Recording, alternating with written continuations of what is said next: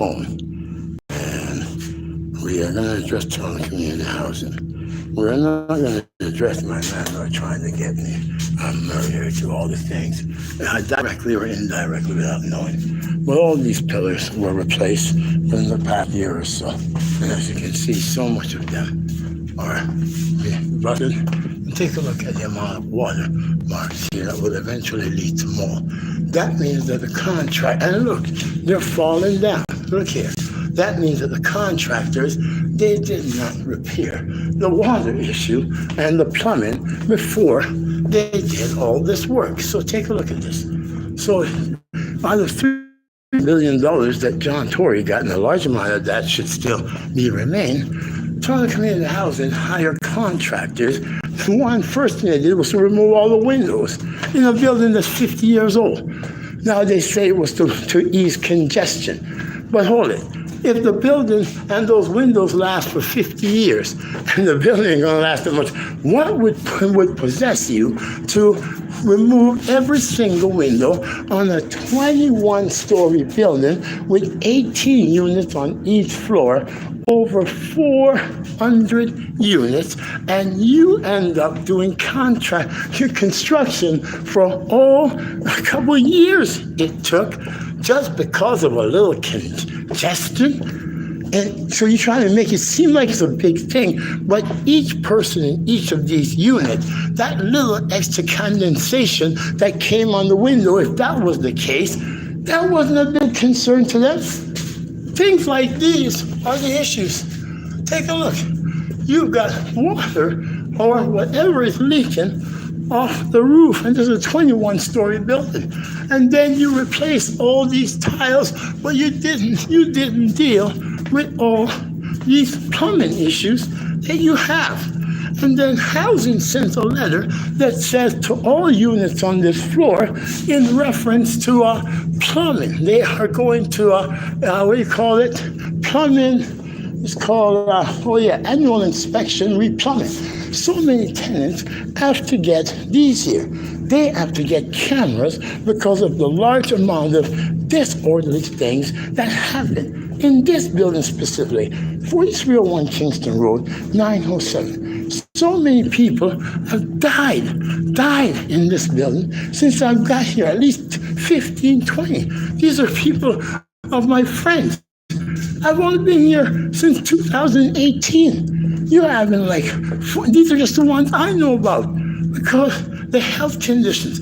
Why would you not have fixed all the plumbing before you spend millions and millions of dollars to remove all these tiles and the whole thing? Take a look at this. So the money is gone. Now, this is the garbage chute. Now, all of these garbage chutes, they were just done during this other rental program that they brought in, to where they rip out all this. Look at this. This is work that was just done by a contractor within the past year and a half. Look at this. This is ridiculous. This is the work. You're putting all these tiles and you remove all the walls. And look, this is the work. This is what comes less than a year after the work was done, after you paid all these contractors. And take a look at this here, okay? Now also, while you were paying these contractors to renovate these rooms and to do all this, did anyone, now if this open, you will see, okay? I'm not gonna force it open, but it was open until I brought it to the attention. Okay, take a look. Look at all this here. Okay, these are all the stuff that are breathing in people's lungs when they go to do what is an essential service. This is to throw their garbage down the chutes. Take a look at the condition of that chute. Take a look. Look at this, okay? Look at all these here. Look at these vents.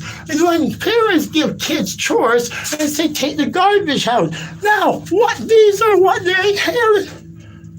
Okay, and you wonder why and then you pay pest controllers to control pests because you removed the garbage this morning after 4 or 5 days, but look, you didn't mop or sweep the floor.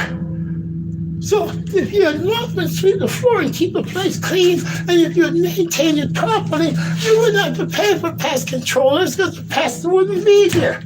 So on the taxpayers' dollars to deal with repair. What did they also do? They remove all these. Now, I put in a lot of complaints to the city in reference to the carpets that were despicable. Finally, the city said, Mr. Clarke, your complaints are piling up. But they finally came to put in tiles. But this area here had tiles that were perfect. They ripped out the perfect tiles from there. And all they had to do was deal with the carpet area. It was about the carpet. So rather than just removing the carpet from that side and that side, they paid contractors to remove beautiful, excellent, like these were the different type of style. These were solid, beautiful tiles. They paid contractors to remove them all. These were tiles that they weren't even a broken one on them. And then they paid it to do all the same for the floor. Now, for the past 6 years, I have gone through this building at the level. I've gone through this building because children live here. I did not choose for Caitlin Sampson, a 7-year-old child, to die. I did not choose for Kathleen. Look at this. Look at this here. Look at this. I did not choose for Kathleen Wynn to teach the mother like she wasn't valuable because she wasn't adequate to give her child for the child's safety. I did not choose for the mother to have no way else than to call me 7 years later saying, Mr. Clarke, I'm going back to the drug because it's like I can't live. I can't live, without getting justice for my murdered child. And I was told on the street, if you want justice for your murdered child, to call you. And me, I've never got along with you. I've always needed you. But I apologized so much, and she was in tears. And yes, within 6 months, we got an inquest into the child's death. 173 recommendations. All the government of Ontario feared the child. And then I went to Ottawa, and we got Caitlin principle in the law. And I've dedicated my life to children and children's rights due to the death of Caitlin Sampson, Ollie Jones, another child, Farrah Khan, Cecilia Zhang, what's his name, Dudley. And every time a child died, it was what cured my addiction on the streets. And I went to each of their funeral, and that became my passion to enforce children's rights, not only in Canada, in the province of Ontario, but all across the world. And when I came here at Kingston Road, I vowed to fix community housing, and I was attacked with the support of Toronto Housing, with no one in security standing by me. But the police abandoned me, to where the police are now in trial. We took them to court in divisional court. I was tortured beyond the point of death, slandered, alienated, nearly got murdered. But yet, I died in the flesh, but I'm alive in the spirit. And my heart belongs to the children and to the people. And this here, I have to defend people's rights. I have to defend children's rights.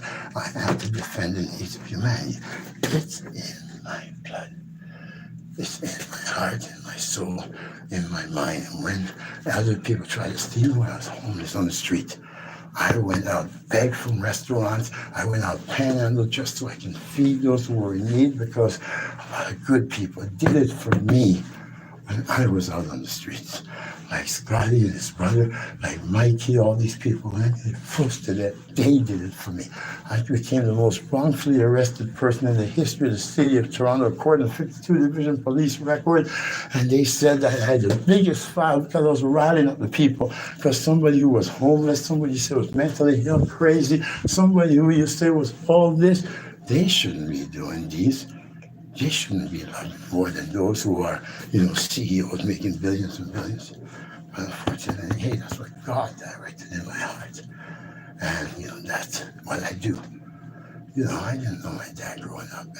And, I pray for the kids who have to go through that ordeal and that pain. And I don't wish it on any child. So I wish to be like their godfather, to make sure everything they need is there.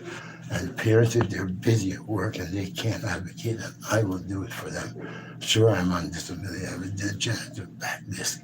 But, I believe that these are things. This building was built with asbestos over 50 years ago. Take a look at the amount of asbestos that are exposed. So even the workers now are being exposed. So I've gone through this over and over and over for the past 6 years I was here. When I was a young man, I came here with $7,000 from a settlement from my landlord at 81 Charles, and I spent over $5,000 of it to build stronger community, to have pizza parties, children's festival. These are new tiles that were put in. and just have been addressing these. I also went to court and it did not mention once. And if you Google 4301 Kingston Road, Kevin Clarke, and when you hear Georgia Robinson's statement, you'll say, how the hell can you come up with that from all this man has done? I was the worst teacher on the community house. Why? Because I didn't support the violence, the conviction, and all this nonsense. No matter what my ailments were, because I went to make community housing fit for children to grow, play, and people to prosper. Toronto community housing, right to the point where people try to murder them. So we are asking whoever, these are freshly painted plates, they were all blue. Take a look at this. Wouldn't they have known that before then?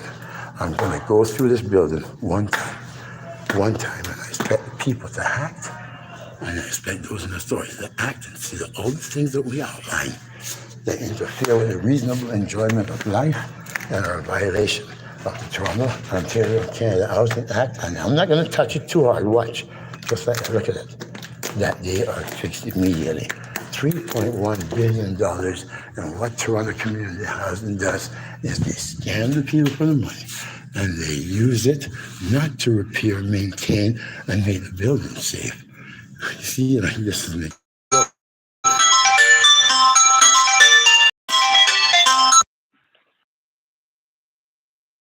yes, I have people calling on me. There's another camera.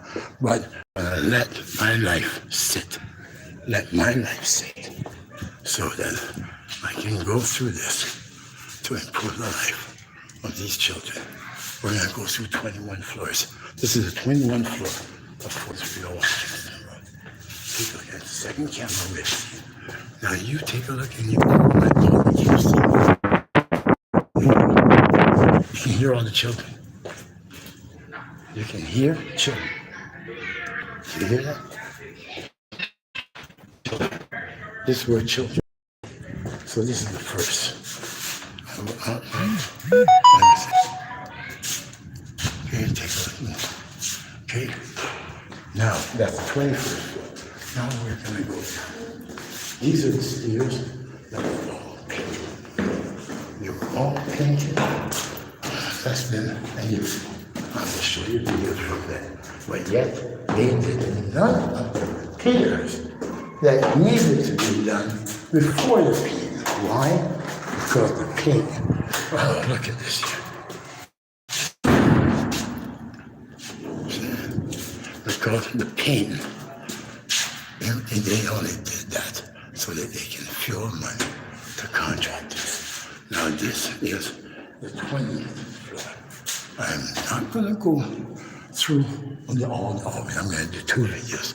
The stairways and then one for the hallways, because I am going on 61 years old. And I'm degenerative at risk in extreme health. You hear the kids? So you can see, okay? These are things that should have been done with. You hear the children?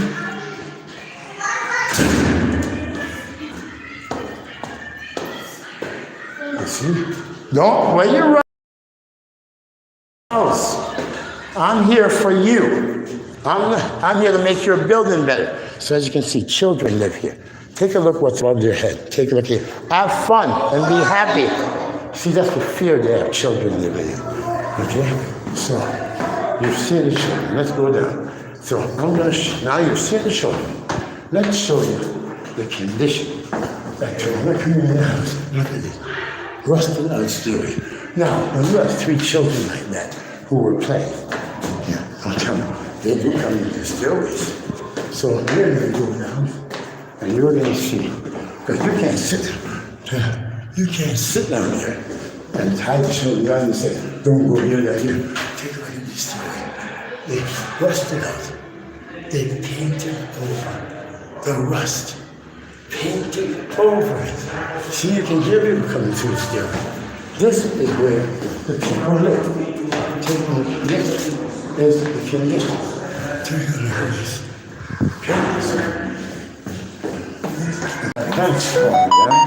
So this is the condition.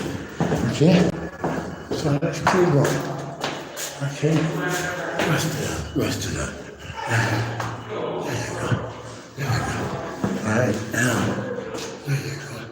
I am only believe one night, even though my people are screaming at just let me know where am I. But it has to be done. Okay? Now, take a look.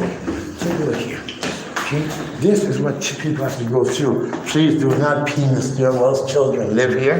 Okay? If I find out anyone peeing in the stairwell, whatever housing will do, I will personally get involved, drag them outside, throw them in the cold until their peanut freeze off. If you need help with housing, you can come. I don't know cigarette, but if you need help with housing, come and see me at 907 or call me. I have no cigarettes. Now take a look at this. Look at this. This is what children have to go through. They come down here. Take a look at this. Look at this here. Okay? I'm tired of the house out in the cold. Somebody said, "We're going to sell you $20 support." God, turned out, try to take them away, good thing check. There was only $1. But that's all right. And I've been covering all the costs. There's assistance from friends for all this. So I don't want to ask people to help. But if you do, since I'm doing the legwork, if you have the resources, then you can send an email to create CREATING GOODPEOPLE@gmail.com. Because if I have continued at the pace I have done with the attacks from housing and the security agents and people they sent after me, that I won't be living too long to take over the mayor of the city so we can fix this city. And that is what God, I believe, have me here. So if you wish to be a part of the solution, again, my email is creating,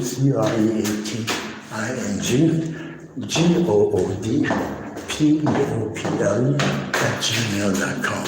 Because I called my niece earlier to wish her New Year, and I got so busy from different people calling for help or need, because those who are managing authority, they're not helping them.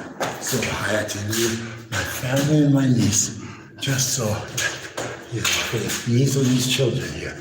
So if you choose, normally I will not answer. I God, take a look at this. Take a look. Now this here, look at this. Okay? Now take a look. This is what citizens doing. Okay. There's only, like, you'll see some videos where there's no treatment. Ask yourself, if you're not able to help us, or if you're not able to give, you don't want your children to live in this state. Look at this. Look at that. Look at that. Look at that. That's the stairs that people are walking on. Take a look at that. Take a look at it. Go there. Okay? Let's see. Oh, this is where children play and children live. People with health issues, people who are disabled. Billions of dollars spent by Twin Community House, and what they're doing is they're removing windows because they think, oh, well, if it's supposed to be 23 degrees, it might be like 20.5. There's some condensation on the windows that have been sitting there for the past 50 years. For 50 years, the windows didn't need to be removed, and yet you decide to remove every single window in over 400 units. Spend millions and millions of dollars. Oh, look at that. Oh, no, Jim. Oh, my God. Oh, shit. Sorry. Oh, my God. There's a dead rat staring at me. Oh, my goodness. Look at that. Oh, it's a dead rat staring at me through there. How is their life? And this is asbestos on the second floor. Oh, my God. Unbelievable. How could you say this is largest housing corporation? I'm getting sick already from being here. You invest billions and billions of dollars in from every single level of government. When you brought in a tenant coordinator within the first few months, she, holidays for 3 weeks, and a month and a half later, she was on holidays again. But she was holiday pay. While you were holiday paid, you were here less than a year, and 7 months of holiday pay, where you were paid with taxpayers' dollars that could have dealt with this. Unbelievable. My opponent in the Supreme Court of Canada, Olivia Chow, the city of Toronto, they don't want to tell you. This is why I stopped her legally in the court of law from today being your legal mayor. She is the political appointed mayor because she didn't make things like this political. When a legal mayor wouldn't make these things political, a legal mayor would fix them. Please, this thing's falling off. A legal mayor would fix them out of love for the people. And Olivia Chow used the media, the city, and the city councilors. Not one of them told you that for 15 months she was stopped legally in the court of law. She's the first person in Canadian history who did not fulfill the legal requirement within the 90-day requirement by law because someone contested her election to the court of law. She didn't tell you. She did not tell you. She did not tell you because she knows. Because she knows that she's not the real mayor. Because if she was the real mayor, she would be dealing with this. She, rather than visiting theaters, rather than visiting concerts, rather than visiting parades, she will be visiting here to make sure that all these are dealt with. My phone is switching. That's what I made her would have been doing. Blood. If she was fit, if she was legally there, in the past year and a half, all of this wouldn't still be here. Wait. Now, millions that were sent to the federal and provincial. If she was legally there, this condition here, parents have to go through here to a child care center right there. Imagine that, okay? The media and her friends will tell you she's been married this long, but the Supreme Court of Canada will tell you that that's not possible because a legal proceeding started before she fulfilled, because she didn't fulfill the legal requirement and someone can test. And the only way she can legally be married is if the courts don't matter in Toronto until Canada. If the foundation of Canada, the rule of law, does not matter, if the people don't matter, then legally she can say she could be married because there is a legal proceeding where the name Mr. Kevin Clarke on behalf of you, the people, versus Toronto, on behalf of Olivia Chow. And once that legal proceeding at commencement, then Olivia Chow did not have the right to assume the office of mayor and say that she is above the courts, she is above Canadian law, she is above the rule of law. And this is now in the Supreme Court of Canada, Canada's highest court. December 16th went in the hands of the 9 judges, and they can say if they say she was elected legally, it was a controversy, then they can say help her legally steal the office of mayor. And she possibly can get to the judges because she's a former federal member of parliament. She has friends there.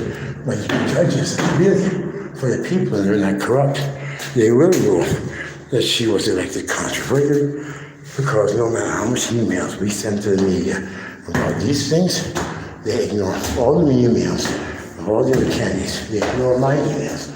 I placed 7th and 10th. Let's look at this. This is the door to come in. Look, they paid contractors to do this. I placed 10th.